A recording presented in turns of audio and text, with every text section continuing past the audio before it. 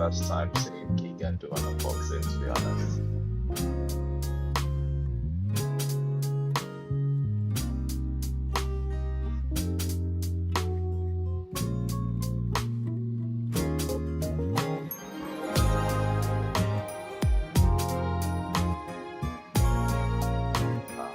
That's probably the best orange one I like.